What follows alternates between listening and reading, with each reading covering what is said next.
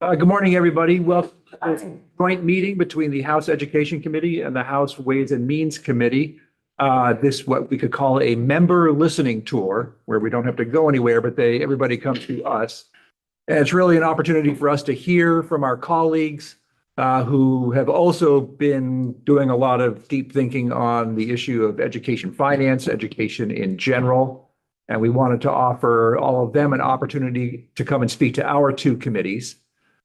We have a good long list that will take us well past 11. We do not have a built-in break in our schedule. So members, as you may need to leave, go ahead, just do it quietly and as quietly as possible.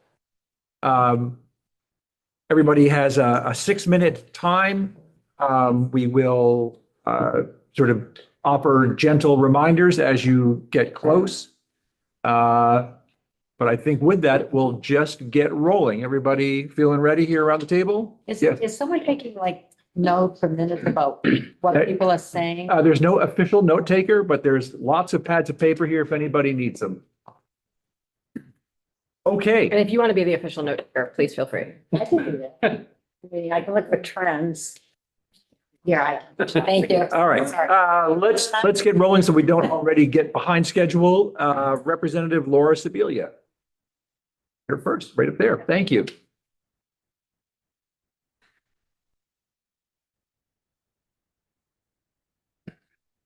Good morning, and I did submit my testimony. Thank you. Start right up. Thank you all for pulling back on the tax cap earlier this year. Before most budgets were voted. That was extremely difficult. And I appreciate the communication and the time that local officials, voters had to adjust. It was really short.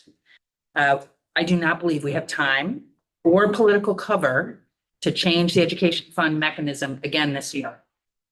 Changing the rules on funding after most districts have voted on their budgets, some have also already revoted, will add more fuel to the fire that the governor and the legislature have created over many years. I am preparing my testimony. I have reflected on my own family's experiences. We encountered significant challenges, including poverty and abandonment. The small public of my isolated Southern Vermont town played a pivotal role in where I and my 11 siblings find ourselves today. Accessible, quality public education is one of the most important publicly obligated opportunities rural and poor kids will have to change their destiny. I am committed to advocating for these kids every day. 27 years ago, Act 60 was introduced to reform Vermont's education finance system, aiming to equalize funding among school districts, reduce property tax rate disparities, and ensure equitable access to education resources. It also was intended to preserve local control. It fell short in addressing differences in educating various student demographics, resulting in funding disparities that adversely affected rural and poor students and taxpayers for 2 decades. That was the pupil weighting issue. While Act 27 eventually rectified that injustice after more than a decade of effort, the correction is one of the things causing a shock to the financing of our system. Another is our repeated failure to provide proper state level technical support and guidance to a distributed system undergoing massive demographic change. And the governor and the legislature own that. Another is opting to buy down the rates rather than provide long-term sustained help for our local districts to adjust. And the governor and the legislature own that. Another is the governor and the legislature continually trying to buy more things out of the education fund. I thank you for inviting this testimony. I have some suggestions. First, I think we need to acknowledge that one of the main drivers of these difficulties facing students and our taxpayers are our actions and the actions of the administration. Multiple administrations, multiple legislatures. We need to acknowledge that there are deserved trust issues in this system. We need to avoid deceptive practices or attempts to conceal information from the stakeholders, taxpayers. We need to be really deliberate about clarity. Building consensus on the problem to be solved and the goals to be achieved. My goal, my vote would be to ensure a more sustainable and stable governance and funding system capable of delivering high quality education throughout the state. But let's do the work to find consensus on what the problem is we all want to solve in Vermont. I would really encourage us to recognize our limitations. So please seek appropriate help designing public processes to re-engage our communities in goal setting and problem solving, and then publicly implementing modernization of this. We cannot act hastily in this moment. Again, be intentional about providing clear and accessible information to stakeholders. I would encourage us to get qualified public education leaders in the administrative seats as soon as possible. I've sponsored a proposal for this.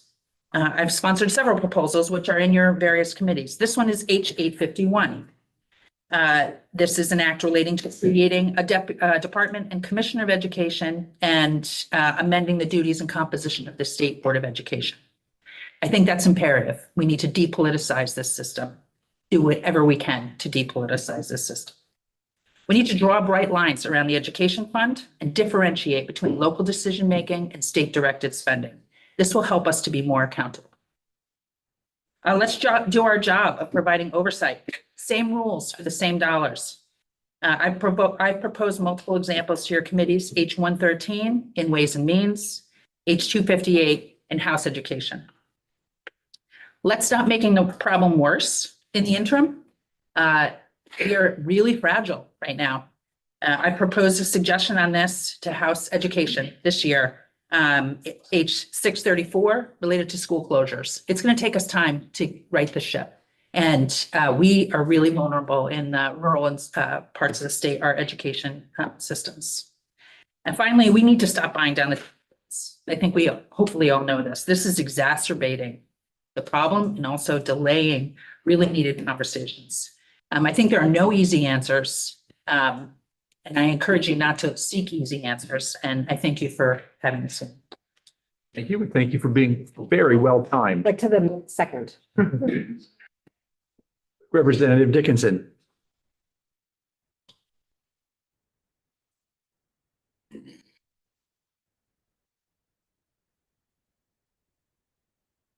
Well, what a group. For the record, I am Representative Lyn Dickinson. I represent St. Albans Town, and thank you for letting me speak at this meeting. I served for 8 years. I served for 8 years on the Board of Trustees of BFA St. Albans, which was an independent school that served as the public high school for St. Albans students in the city and town, among other communities. There wasn't anything independent about it. All of its revenue was from local, state, and federal money. The trustees were appointed by the city council and the town select board. The residents of the city and town had no voice on who represented them, nor could they vote for the BFA budget. I worked over many years with others to make BFA a public union high school. We succeeded in 2004 when I was elected to be a board member of the new union high school. I learned 2 lessons from this experience. Number 1, schools work better for students in the schools if K-12 is integrated within the administration and the school board. And 2, we need accountability financially and academically for our students, administration, staff, faculty, and especially for our taxpayers and community. Financial accountability, if there is a lack of accountability that results in unfocused administration and program curriculum development. I saw that especially at BFA. Nothing focuses the board or administration more on priorities than a budget to feed. As a school board member, I observed over many years that money is often not the only, and sometimes not the most important reason for a budget to feed. It often is about other reasons, like a difficult and hard to resolve issue for a student or teacher. Parents may feel the school is unresponsive or not listening to their concerns. In academic accountability, what I observe is what appears to be a pattern of moving students along despite little or no evidence of academic mastery, leaving many students behind, unprepared, and adrift. Here in Vermont, we take pride because we have a very high graduation rate from high school. But 45% of our graduating seniors do not pursue any post-secondary program after high school. The superintendent in my area pointed out recently that we have few graduation requirements and we need to fix this. My experience as a high school student in New York State was having to take a subject matter exam as a final exam. Regents exams created accountability for students and for the school as well. I have two suggestions. One, we need to adjust our discounting to return more accountability to taxpayers, school boards, and administrators. This change could be phased in over several years, such as 5 years. Taxpayers and others need to be reconnected to the actual cost. They have to have financial consequences for their votes. And number two, Vermont is the size of Rochester, New York. And I feel we can develop a Regents type exam statewide for a Regents type diploma, maybe a green and gold diploma. That establishes graduation requirements and more accountability. Exams could also be developed for non-traditional courses such as CTE students and others. And if you'd like any more information or clarification on my statement, I'd be happy to talk to you privately, but thank you very much. Thank you very much. Say, overall, very impressive turnout so far for the crazy roads we've had. Representative Holcomb, you are next.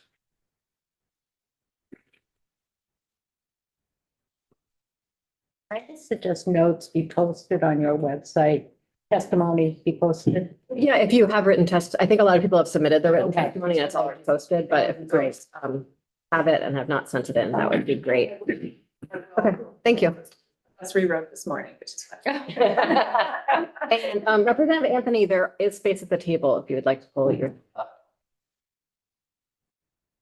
Good morning. Thank you so much. Thank you so much for all the hard work you're doing. My name is Rebecca Holcomb. I'm from Norwich. I became a principal in a small Vermont rural school years ago where I was surrounded by 3 small schools with even greater issues. We were at a crossroads.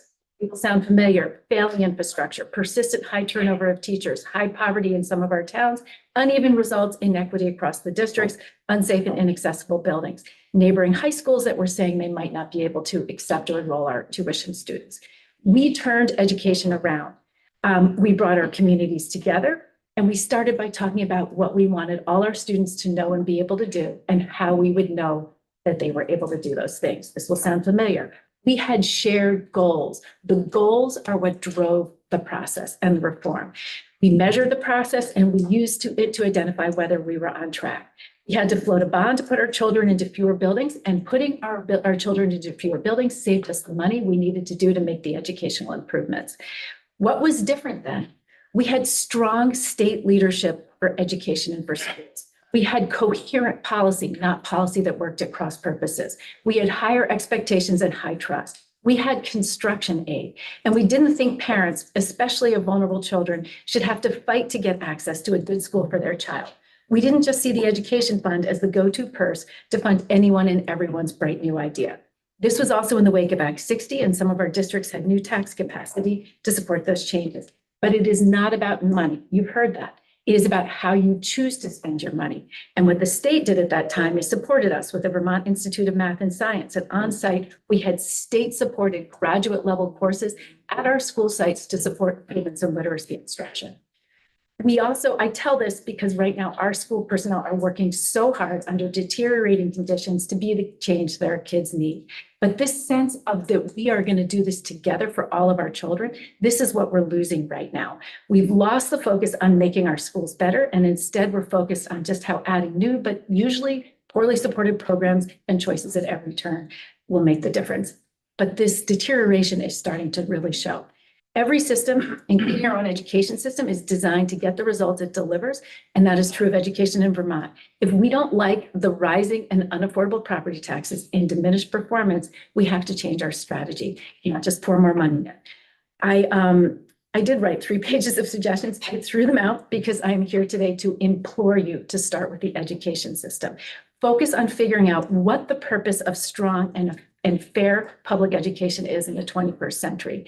Until we figure out that purpose, we can't tackle the incoherence and the fragmentation that is currently undermining our educators and eroding opportunity for our kids. And they have one chance. Before we talk about funding, we have to talk about vision and structure. A journalist I know told me that he knows he's hit it right when everyone's mad at him. Our policy decisions this year are probably going to be the same. Everyone's going to have to give a little to get us to a place that's better. One of my districts, 2 of my districts are actually going to have to pay more. That's okay. I can push them on that.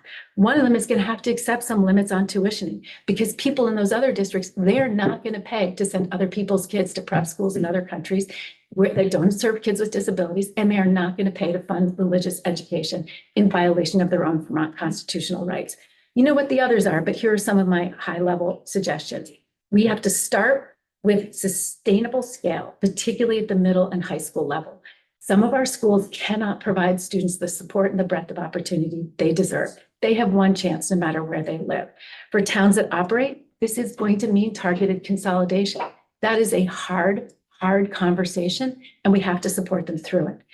But this effort is futile. It is a waste of time, and it could make efforts worse if it doesn't involve limits on tuitioning. If you need to go no farther than the Black River High School, which the district closed because it was too small to offer opportunities to kids, but which is now home to an even smaller private school that is taxpayer funded and that actually doesn't even have a teacher on staff. Right? So think about that. When we're talking about quality, do we even know what we're getting? And we're certainly paying more to get it. We also need to depoliticize education policy in the state board. I was secretary under 2 administrations, a Democratic administration and a Republican administration. I will tell you that this body lost access to nonpartisan, clear, consistent, high-quality data that you actually need to make good decisions. You need to pull the AOE back under an independent and representative state board, representative meaning representing the diversity of the state, instead of tying it to an unstable 2-year political process. This would also enhance your access to data and ensure greater nonpartisan transparency that you need to make decisions that are hugely consequential for our children and our communities. We also need to address cost shifts from state to local budget. There is no fire hose big enough to fill the leaky bucket our public education fund has become. I'm just going to say that again. Unless you get control of the cost shift, you will not be able to raise enough revenue at a rate that taxpayers can afford and sustain moving forward. In appropriations, and you're going to hear from someone else in appropriations, he may say that as well, but we get to see how state underfunding of state initiatives drives up local costs in local school budgets and also undermines the actual kinds of 2-generational solutions that we need. That is hard work. That is our job. So we need to get on that. Just to close, years ago, I used to travel all over the state to speak with school districts, legislators, communities about education. I had a slide I often used to close that had a picture of a goose and a golden egg. The goose was the education fund. The goose, and the egg were our shared commitment to the shared well-being of our children. We are losing that. We are moving from a system of public education as a public good to public education as a public benefit. My fear at the time was that we would kill the golden goose by asking it to lay too many eggs that were not part of our shared vision for our children. In the past several years, we drove a knife into that goose. From our failure to respond to the Carson decision to the predictable and unaffordable property taxes that we're all coping with this year, we drove a knife into our shared responsibility for the well-being of our children, as well as our ability to do it in a way that people can afford. I am so grateful to you. I am so grateful to you for the hearings you had to develop a nuanced understanding of both the opportunities and the risks. That is the right kind of leadership. I implore you not to move too fast because we have to get this right. We need your leadership to help us build back our shared sense of purpose and to make the high-level strategic changes that have to happen so that our schools across the state can deliver on our vision and our promise to future generations. So thank you so much for your work. Thank you very much. Representative Harrison. Good morning. Good morning. All right. Appropriations is really turning it on. We see a lot of money. You see.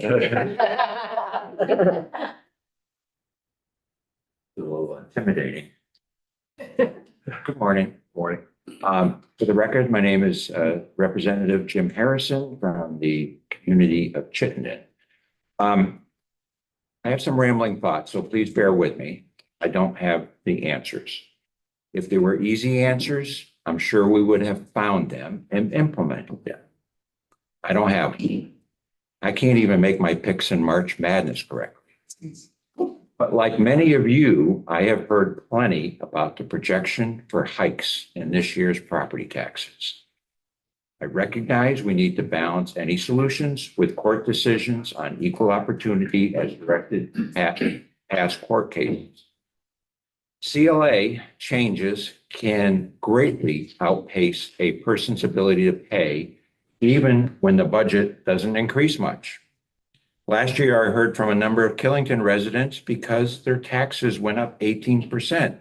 Some of it due to an increase in their budget, but much of it due to the changes in their CLA. And just because their home value went up doesn't mean they have an ability to pay higher taxes. Rises in CLA likely mean they will also be less help if they qualify for a property tax credit. This year's CLA went down another 10 points in my town of Chittenden, as well as others in our district. And they will automatically mean higher taxes.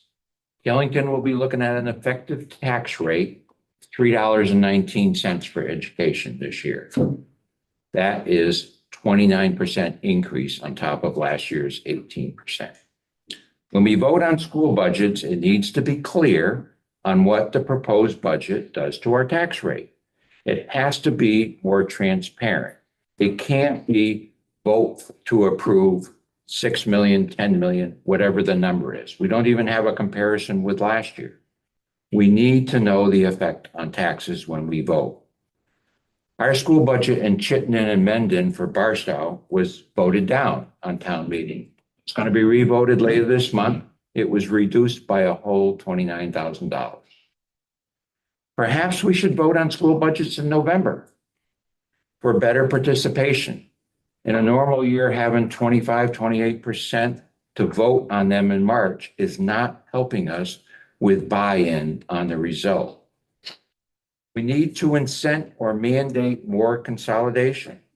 One of our local papers publishes salaries of various administrators in one Rutland County school district. $163,000 for the superintendent, $138,000 for a special services director, $123,000 for the finance director, and much more. If this is what the market is for these positions, we need to do what we can to spread out that overhead with more students, which can be done through consolidation. Have the state take over school budgets.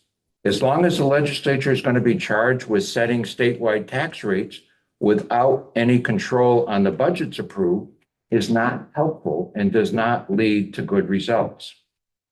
With 640,000 residents, we are just a medium-sized city. How many school districts would you expect to have in Boston? Probably one.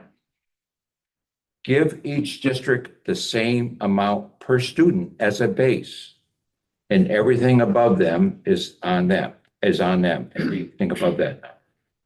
You want to operate schools with small enrollments in your area, you pay for the extra if it's inefficient and above. No one wants to lose their small school. I get it. But we all pay for that. We need to change that. You have a difficult job ahead of you in the coming month. I encourage you to think about different solutions, not just resort to raising new taxes, which just throws more money at spending increases. Thank you for listening.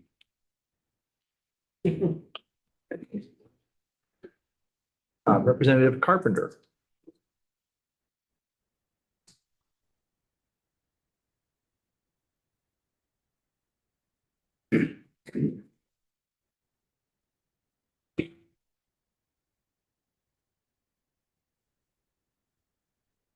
Great. Thank you for making this opportunity for all of us to testify today, to share our ideas, and to continue this important conversation concerning the current state of public education. I am not an expert in school policy or educational finance. I come to you today as a representative of my community, as a mother of a student with special needs, and as a former middle school teacher and principal. You asked for specific and actionable, and I'm going to do my best to be brief. I have 5 key points. My first recommendation is that policy leads and funding follows. Public education in Vermont needs to serve all children, affording our students educational opportunities that are equal in quality, that are equitable, inclusive, and affordable. This is a big ask, and because it is, this redesign needs to be led by the experts in education policy, whether it be by our education committees, a task force, informed local and national experts, or some combination of this. Creating a unified mission and vision for our public school in our state is the first step. Then our funding formula should be developed to rework, operationalize this vision. My second ask is for a reexamining of our education programs and priorities. Ask any teacher or school leader, and they will tell you there are so many needs, mandates, and competing priorities. The strain this puts on our people and our pocketbooks is tremendous, and I would ask our task force to re-examine what programs comprise our current system with an eye for prioritizing and consider what can be removed from the public education domain. I'm not asking to shift things out of education funds simply to be funded by general fund. I'm asking to look for efficiencies and ways that we can better use our human and fiscal resources. So one example to point how this might be addressed is how we address mental health care system and care in for our students in public school. If we prioritize and strengthen mental health care services through partnership with our designated agencies can provide services to students, wrap supports around families in flexible ways, and draw down federal money through Medicaid. This could decrease the burden on schools and eliminate redundant service models that often compete for the same work pool. We would also not leave federal money on the table. OCs is another example of possible ways to build efficiencies, and I hope that we will continue to look for others like these. Third, I would ask that as we look towards consolidation, we adopt a policy of school designation. If a school district closes an existing school, it should provide education for its residency by designating other public schools to serve in this capacity. This keeps our precious state dollars in public school system. It also provides receiving and designated schools the opportunity to plan for incoming students. This type of stability and predictability is essential for educators to meet the needs of children they serve, strengthening our system rather than draining it. Fourth, if we are going to have a strong statewide system, we need to re-articulate what every student deserves, define our measurable outcomes, and collect data from every school that receives public money. How else will we know if we are making progress and where we need to change? There is so much good work being done in our schools, and I just want to pause and say that for our educators out there. Thank you. We should highlight and build upon existing models of success, and data will inform our process. And finally, we need to listen to our communities and find short-term fiscal help for them. They are asking for this help, and I feel it is imperative that we provide some aid now in this legislative cycle. Some of the things we should not do, I feel, is race to fix the formula ahead of policy work, or buy down the tax rate and dig the hole deeper. Things we could explore, using revenue like the cloud tax or streaming tax, or perhaps something else, to pay for some of the initiatives that we have already instituted, like universal meals. A robust and high-quality public education is the backbone of democracy. It touches every child and family in Vermont and must be the top priority of this body, just like housing, just like climate resiliency. I look forward to working together to bring the best that we have to the children of Vermont. And thank you for this time. Thank you very much. Thank you. I think we are actually a couple minutes ahead of schedule here. Representative Murphy's behind you. All right, Representative Marwicki. We're up. Don't jinx it.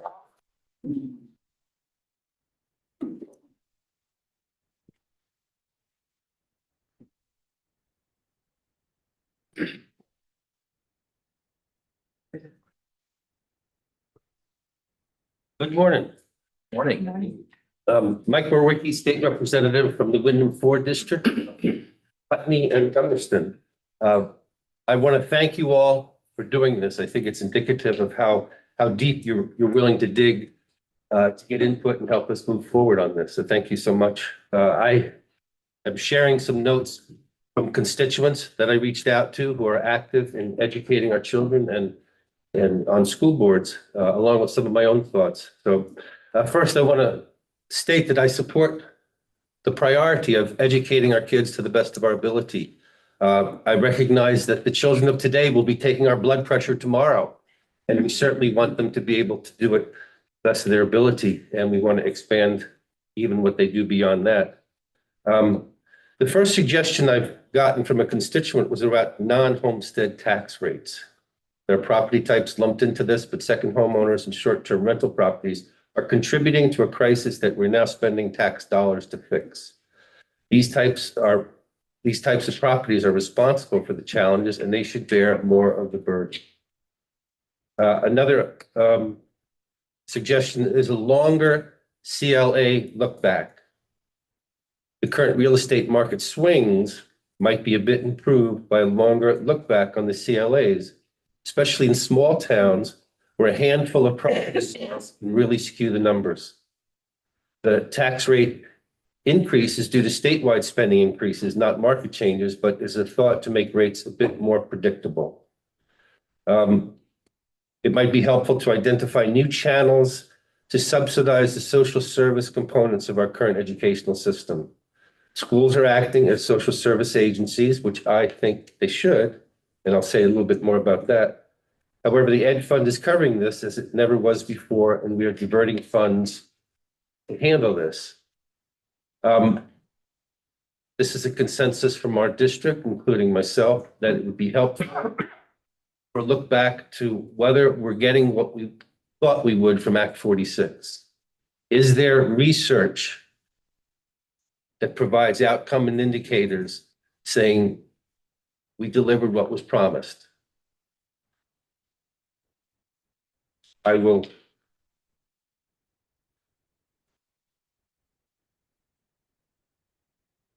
share that I want to suggest, lastly, my support for community school. 20 years ago, I worked for a small private social service agency, which was originated by the principal and school counselor of our school. Our idea was to, based on Maslow's theory of the hierarchy of needs, address the concerns which weren't necessarily directly educational, but were affecting the education of our children, whether it was the food shelf, childcare, aftercare. We provided these services, and I think as we move along, expanding that to some other schools for point of service, for medical services, for counseling services. I think this is the direction to go, and I'm wholeheartedly suggesting that we move forward with community school. Those are my remarks for today, and I again want to close with thank you all for taking this opportunity to give us time to share. Thank you. Thank you very much. Okay, Representative Quimby is on Zoom. Representative Quimby, welcome to our meeting room. Morning. So I don't have things as prepared. I wasn't even sure I was going to join, but my history, I taught middle school mathematics for over about 33 years in Orleans Central, Barton Graded School.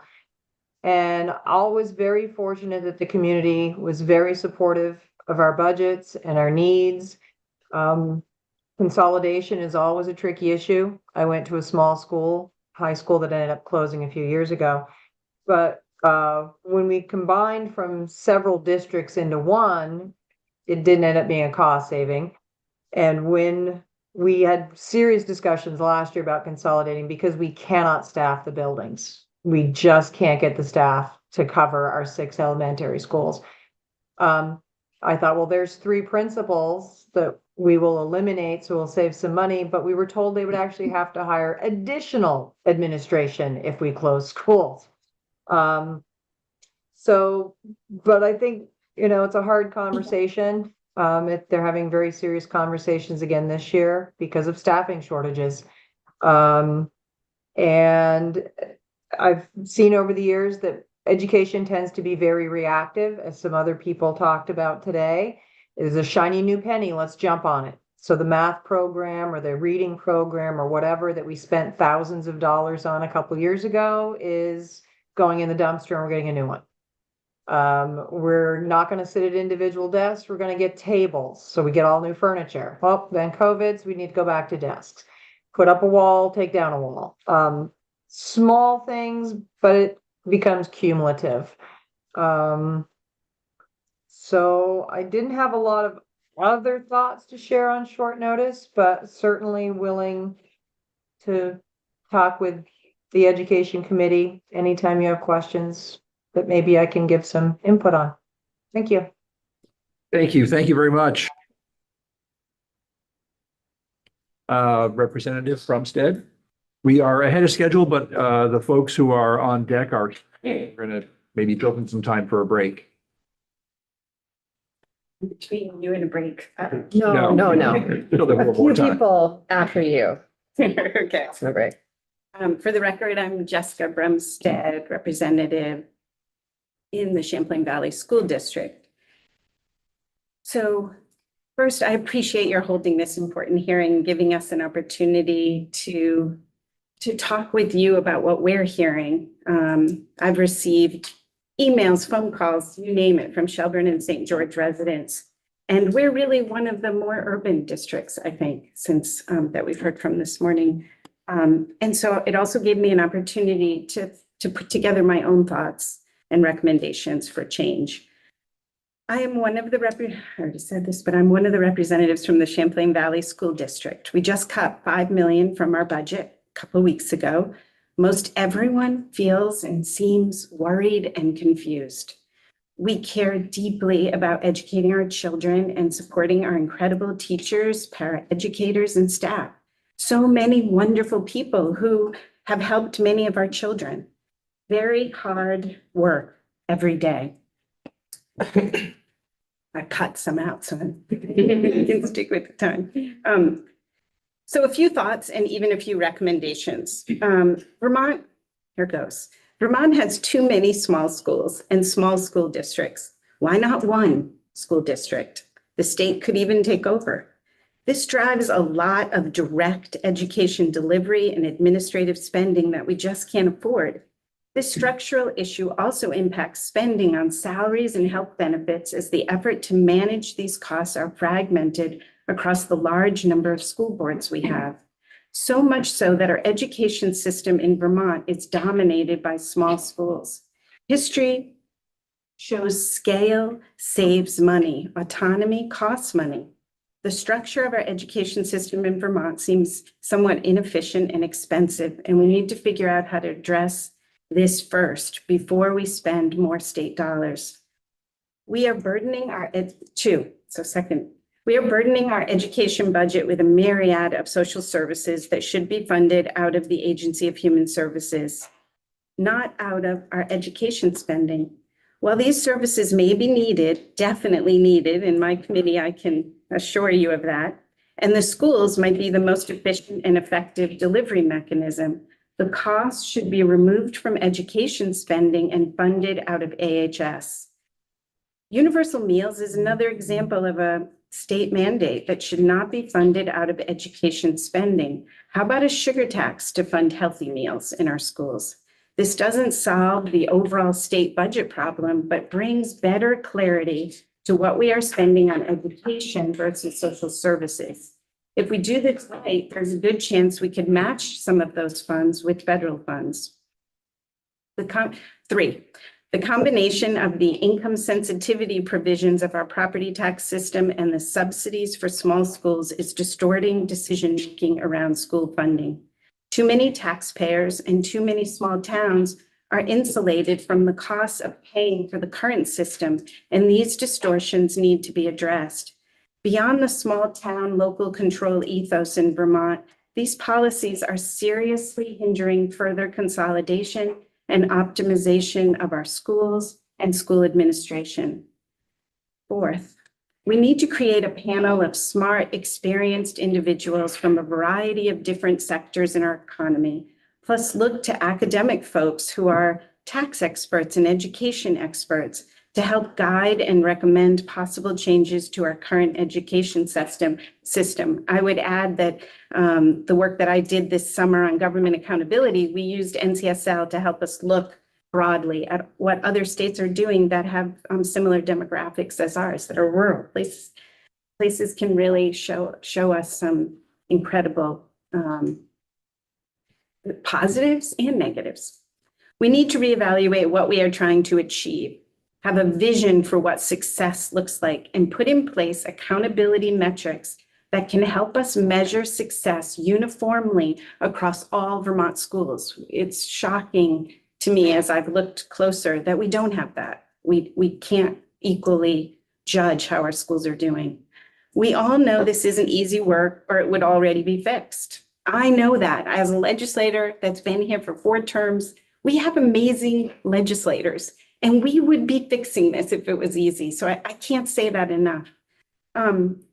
I think this commission or committee can take a look around our country of what is working, the opportunities that other states are taking advantage of, and the challenges they are overcoming. We need recommendations from the experts in education and tax policy. We need to look at our education system holistically, including how we raise tax revenue to fund our schools, how this funding is allocated, the structure, management, and cost of our statewide education system, and the results we are getting that are comparably measured so the data can help us make better informed decisions both now and tomorrow.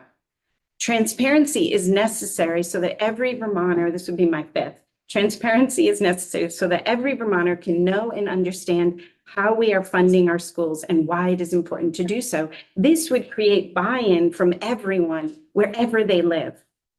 I recognize this is going to be a very difficult political challenge. Political challenge, particularly as it relates to the pressure that will result from further effort to consolidate any aspect of our system. However, the status quo is clearly not sustainable or we all wouldn't be here. And change, perhaps fairly radical change, is called for. We need to have a sense of urgency on this issue. And I know today, as I was listening, I'm writing down, oh, I like the way that sounds better, or I think this, or should I say that? But I really believe that this is urgent. So let's bring everybody in that can help us and get it done. Thank you. Thank you very much. Representative Lipsky.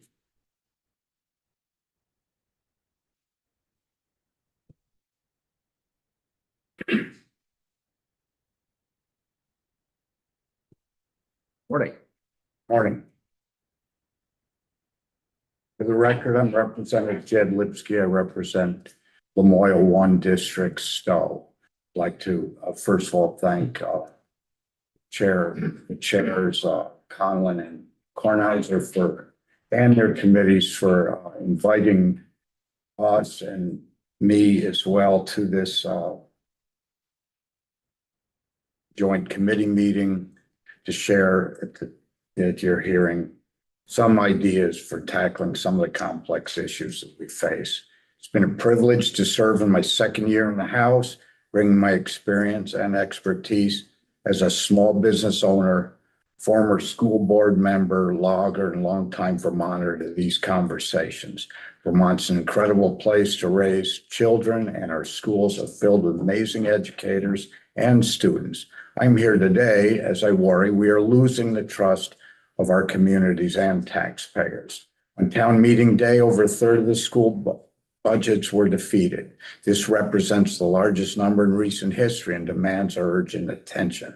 Vermonters have signaled loudly they cannot afford the significant property tax increases that have resulted from an unprecedented level of education spending across the state. With the declining population, aging infrastructure, and shifting demographics, this is a crossroads moment for public education in Vermont. In the current model, school boards determine their spending, voters approve, and then legislature is responsible for funding these decisions. Due to our incentive structures and the political dynamics that play out in each town, spending does not always result in improved student outcomes.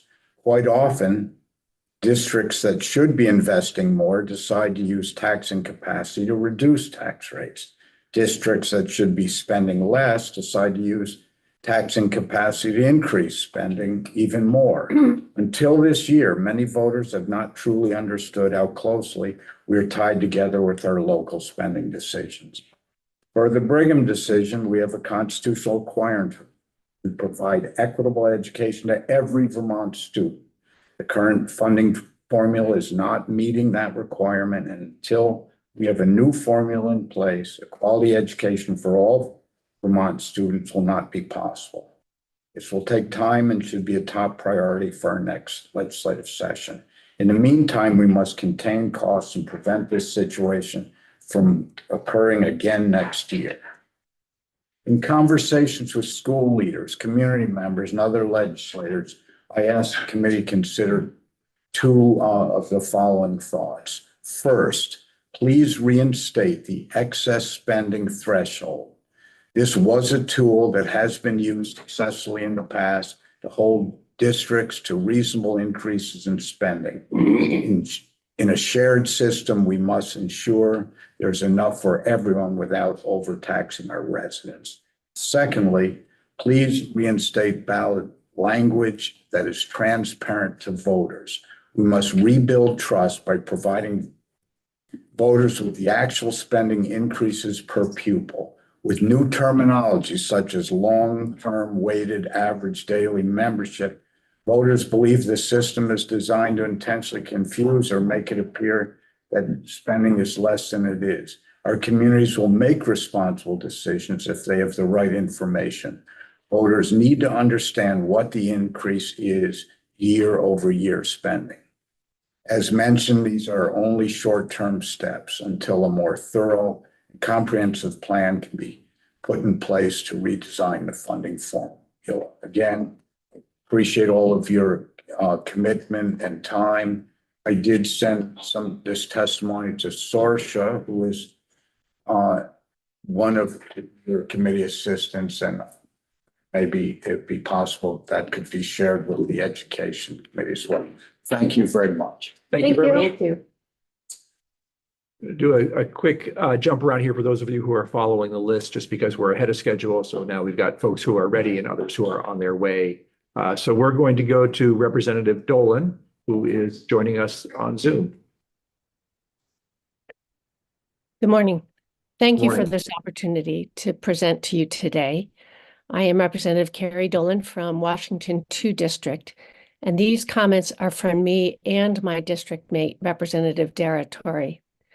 I first want to preface my remarks by acknowledging the important work of our schools. School staff show up every day to get our kids to school and to teach, mentor, support, and inspire them. As you are fully aware, the historic number of failed school budgets following town meeting day is an indicator of affordability, marking how Vermont has perhaps reached a tipping point regarding the lack of affordability of our education's funding system in its current state. One of our concerns with the local control component of our funding system is that it is a system of high stakes. Having the school budget vote as the only cost management strategy is fundamentally unfair to our school boards and superintendents. Additionally, failed budgets affect staff morale and our ability to attract teachers to the profession and the cohesiveness of our communities. I thank you for committing to get all interested parties to the table in the, perhaps with respect to the coming legislative session. I do ask that you consider the following 7 points. First, one more injection of state funding to address this year's shortfall, accompanied by timely information to school districts, in fairness to school districts and taxpayers. Districts faced substantial increases in costs beyond their control, but received little in guidance from the Agency of Education and from the legislature in managing those costs. 2, a simpler system that more closely ties local voting on school budgets to the property tax rates. Taxpayers and school districts need more predictability and transparency. 3, a commitment to address the statewide drivers that have shifted funding from the general fund via state agency budgets and special funds to the education fund, such as in the delivery of mental health and counseling services or in the remediation of PCB contamination. Addressing this concern pertaining to the delivery of mental health and counseling services will have an equally important benefit of restoring the strength of our mental health delivery system for families and students statewide. 4, a system designed to improve both the delivery of quality education program and greater economies of scale. 5, partnerships with communities and public school districts, using school infrastructure funds as an incentive to help schools conduct maintenance and capital improvements. Such incentives must cover any fit-up costs necessary to achieve economies of scale targets, such as in class size or in staff to student ratio targets. 6, guarantees of non-discrimination in the use of public education funds.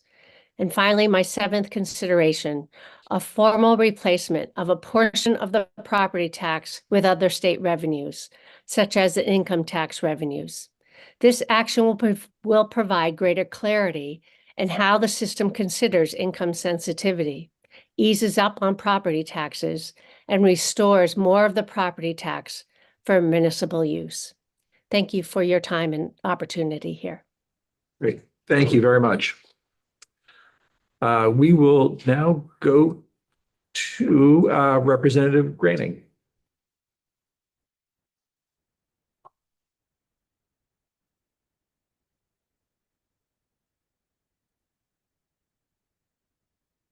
Good morning. Representative Graning, Jericho, thank you so much for taking the time to do this. I have my notes in lots of different places and I'll do my best to be concise and also I apologize that I'm going to probably repeat. I have been in committee focused on that and really not paying attention to what's going on in here. I plan to listen later. So thank you for doing this. So I realize that you're expecting testimony to be focused on what we can and should do this year. I don't know that I'm going to accomplish that homework assignment, but just looking at this year, I do appreciate the possibility to use the cloud tax to cover the cost of universal school meals. I think it's really important that we think about that. We think about when we're adding costs to the ed fund that we figure out how we're going to pay for those. And I think that's, I appreciate that tremendously. We also need to make sure that every Vermonter knows that we heard their plea. The pain they're feeling from the tax increases. And a lot of that is, we know, because we brought down the rate for the past couple of years, but it means still that people are paying more taxes. So both and we need to be responsive. Okay, so I want to look to the future and I plan to stay really big picture here. We can and do use tax policy to influence behavior. We know that, we do that. And I want to acknowledge that and set it aside and I'll come back to it. But I think that it's important that we have that as part of this picture. And then look at what we're listening to. So when we hear from public school leaders, they're asking us for a clear statewide vision. What do we want our schools to do? What do we want those outcomes to be? How do we want that to look? Should they just keep filling the gaps as they're required to, right? Every student that comes in, they have to take care of them to the best of their abilities or better. Are we all moving in the same direction? When we asked our independent schools what they want, they say, don't change anything, hands off, give us our space. And I think that's something that we need to tackle. It's one of the issues that we continue to avoid when we consider education reform. And costs rise to educate all students, but public schools are told to make cuts. The data on student outcomes is not up to date, nor does it share how our public and independent school student outcomes are similar or different. What is clear is that there are two different systems. The funding is commingled. The allowed use of the funding is vastly different.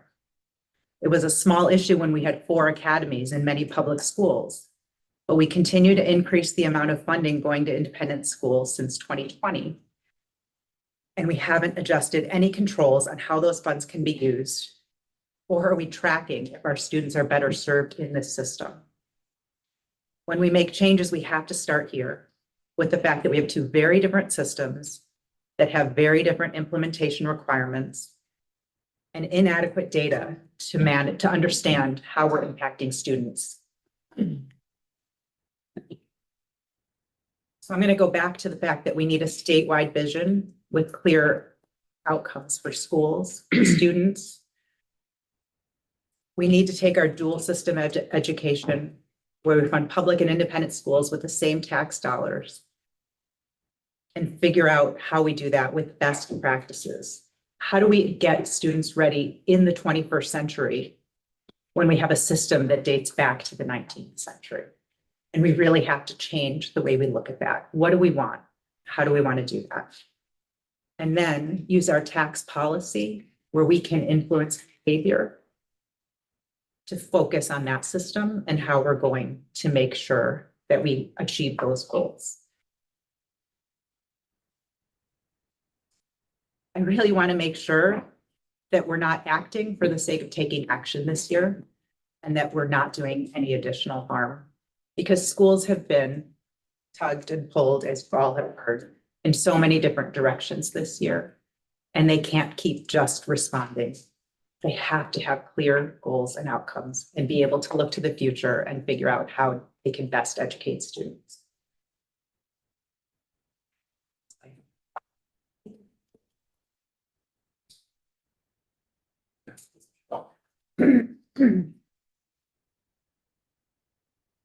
All right, Representative Roberts. Thank you. Good morning. My name is Tristan Roberts. I represent Halifax, Whitingham, and Wilmington. I'm really grateful for this opportunity with the committees. My constituents, their biggest topic for me is their local schools, and I often just have to tell them, talk to your school boards. So being here today is great, and I appreciate it. And I just want to take a minute and voice some of the realities from my district. Plenty of my constituents, frankly, wouldn't mind seeing our high school close. They have quality concerns. Their taxes are high since Act 60. They feel that the school is shrinking anyway. There used to be 2 rival baseball teams, as they point out. Now they can't field 1. And then that leads to more attrition. That kid who was coming to school for sports peels off. So you could come in and make a rational argument, and I'm not going to say I'm speaking for all my constituents by any means, but you can make a rational argument that the district of this size, with its facilities, with the student population, should focus on having a great middle school, maybe even merging that with another town, then giving choice for high school. So if we did have choice, closed our high school, some of those kids would then be an hour away from Brattleboro Union High School over Hogback, Route 9. It's not good in the winter. And some kids love UHS, but for some, it's not a great fit. So choice, I've got choice for some. A lot of kids in my district are really happy going to Franklin Tech in Massachusetts, Northfield, Mount Herman, Academy at Charlemont, and yeah, even Grace Christian School in Bennington. So could closing the high school or looking at merging middle schools reduce costs and help us focus on meeting kids early and getting them where they need to be? Maybe. Speaking from my one district, I would invite the school to look at consolidation. I'd be in favor. My thought was do a blue ribbon panel like the federal base closure, really nonpartisan, accept what they tell us kind of panel, but make these hard strategic choices and then reinvest in local culture. And we have some success on that. When Wilmington consolidated with Whitingham, they built a high school in Whitingham and then took the old high school downtown in Wilmington, was left empty. And now over time, that's becoming a real resource for the town where 2 ends of the population scale are getting great services, with pickleball for seniors being really popular. There's a great daycare that's now expanded thanks to Act 76. There's office space, there's local organizations. taxpayers sometimes scratch their heads. So the school district walked away from this building because it was too expensive, and now the town's carrying it anyway. So we should be careful about just pushing costs into other ledgers. And I think there've been some great points about participation in school budgets. People don't participate in the school budget process. Maybe we should look at that more on a state level. And just say, hey, this state is the level at which that is feasible to look at, and where people are engaged with Montpelier. They're sending us a message, even though it's local control. A lot of my constituents are aging out of their homes. And they know that sooner or later they can't age in place, but they would love to stay in at least the same town they spent their whole lives in. So could we take that old high school, convert it to more housing, more pickleball, business incubator? There's a bond to deal with that. So again, the state could deal with this kind of thing in a way that uniquely we couldn't locally. We don't have the tools to look at that locally. Paying for it all, I'd like to see all our committees look at economic development at the town level, something we don't always do. To say, look, maybe this town's demographics are no longer fit for having this high school, but again, the senior housing, childcare, local machine shop, looking for space. Maybe they want to take over that shop building, give jobs for local high school graduates. It's really compelling to hear that 45% of our high school grads are not pursuing higher ed. So as we look at the state on a systems level, let's look at those dead ends in our systems and forge new connections. And we could do more with less and even grow our economies. I want to offer, and this relates to my committee, correction institutions, school construction. We know something about that in our committee. And I'd love to talk more with anyone interested about things like standardized prefab construction with standardized designs, really human scale, good designs that could be built in Vermont prefab manufacturing facilities. This set of strategies is one of the few ways that the design and construction industry could contain costs or even bring down costs. Looking at school construction statewide in a $6 billion market for that, we could make our own market with some new Vermont-based manufacturing facilities for that. But as I wrap up here, I want to come back to quality. Again, in the eyes of some constituents, I would be honest, there's not a loyalty to the public school system, either sending kids into it or sending tax dollars into it. And I think we'd be talking less about cost if people are really happy with quality. And this also hurts us and hurts our kids. We can't protect our kids from discrimination. When constituents, even for whom they don't like to see tax dollars going to schools that discriminate, but if that's a collateral cost of a free choice system, some are willing to make that bargain. And I think that's very unfortunate and very concerning. But I want to voice that these, appetites are real out there.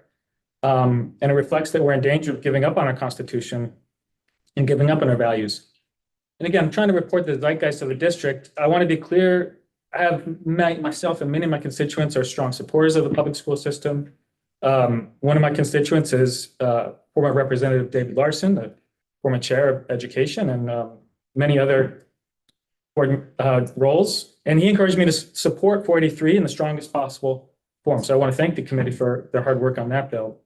I know there are major problems, and this isn't easy, but I just want to encourage us to talk hard about choice, think big about meeting our kids where they're at, and stick with them. And specific suggestions in closing, I'm excited about BOCES, and I've personally been a beneficiary of BOCES program in New York State, where I went to public school. Consolidation via blue ribbon panel, economic development, looking at towns, and quality. As John Dewey, Vermont resident, said, we teach today's students the way we taught yesterday's, we rob them of tomorrow. Thank you.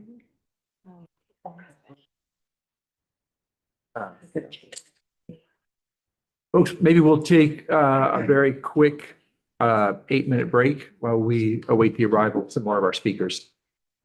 So let's be back in our seats by 10:10